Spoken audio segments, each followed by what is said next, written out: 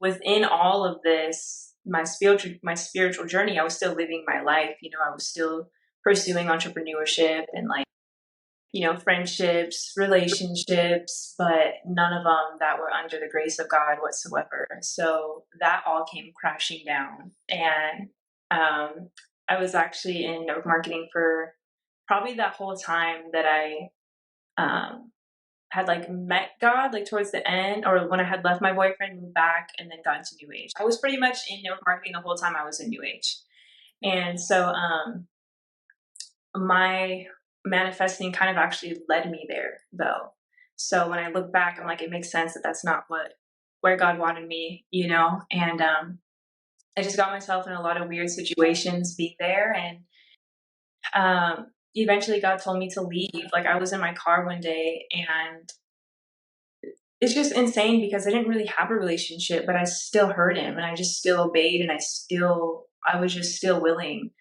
And there was just a time period within this business where I just started to not want to do it anymore, but not out of like, oh, I'm not ambitious, or like, I just wanted to be with God, but I didn't at the same time. Like I was having this, like my flesh and my spirit were battling each other. Like, Oh, yeah. no, if you quit this business, you're going to be like a quitter, or you're going to be like, you're not going to have purpose anymore. Like you're not going to have anything if you leave this. And, but then I would always feel God pulling me. Like I just wanted to worship. Like if I was out and about building my business, I would end up in my car worshiping. And I had no idea why. Or I would be at like my 9 to 5, and I would start leaving all the time to go to the bathroom. But I wasn't going to the bathroom. I was just worshiping Jesus in the stalls, like Yeah. on my knees in the stalls. And so it was so weird. Like I couldn't handle it. And I was like, I have to like it. I was kind of angry with God. I was like, God, you're interfering with my business. You're interfering with my work. You're interfering with like everything. Like I can't do that. I can't just go to the bathroom stall during my work hours to worship you, right? And so one day in my car, while I was arguing with God and having this conversation with God, I was like, stop, like just stop, like leave me alone, basically. Um, I just heard him say, if you were willing to give it all up for a business, are you willing to give it all up for me? And I remember in that moment, I was crying my eyeballs out, but like right when he said that, I just stopped crying because I was so convicted about the question. I'm like, this man really just asked me the hardest question ever. And he didn't like, answer me. Like I told him to leave me alone, and he asked me a question. And, but it was like so graceful. It wasn't like rude. It was just like a very convicting question. Yeah. And so in that moment, I just knew that I had to leave everything. And mind you, like I felt so crazy. Like I had no one to talk to about these things. I'm like, am I really hearing God right now? Like, am I going insane? Like I don't have anyone to talk to about these things. Like I'm just going through these supernatural experiences all the time. And but I ended up leaving that business. I quit my job. So I had zero income, and it was all in for 6 months with God in my room, in like any event, any Bible study, any everything.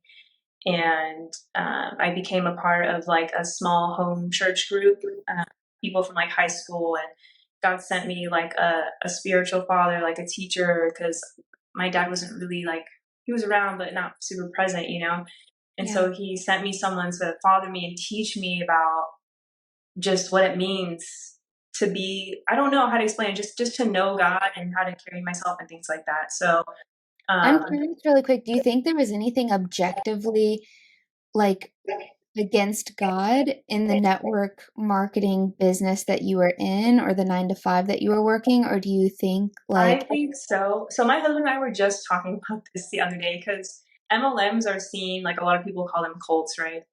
hmm And I, yeah.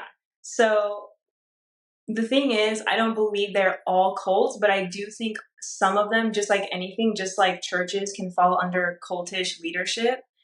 I think it could be the same with any other organization or any other industry.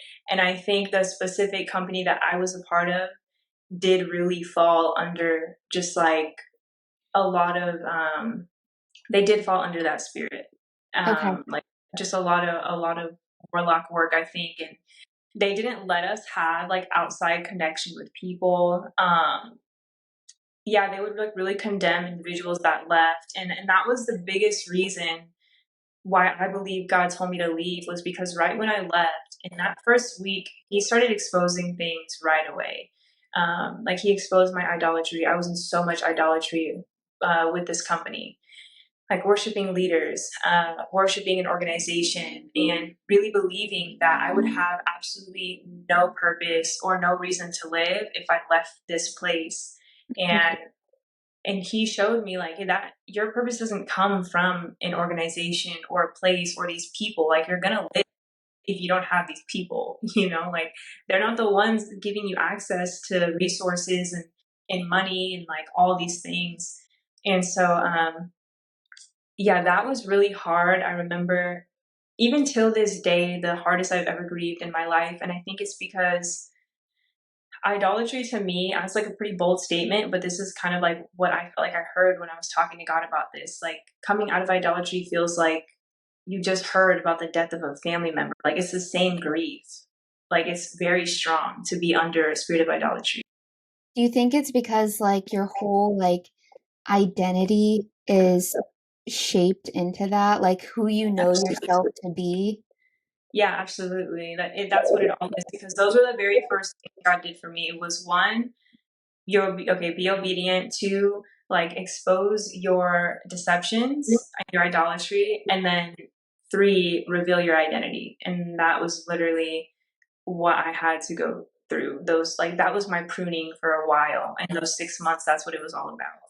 And Mm. so yeah, I actually always wore not this necklace, but I had another necklace on during that whole like 2 years, or in that time, I don't know, that time frame of being in business. I had a necklace that said dreamer on it, and I never took it off. Like I identified with being an entrepreneur, with being a dreamer, and all those. And I remember like I was getting ready to get in the shower. I don't know what's up with these shower things, but I was ready to go in the shower, and it broke. And I was so devastated. Like I just remember, and I knew that it was God because I had already left, and I knew God was working in my life, and I was just, He was stripping me of everything. Yeah. Like of everything that I thought that I was or was attached to. And yeah, the necklace broke, and instantly I heard Him say, "You're not a dreamer. You're my daughter, and you get to dream."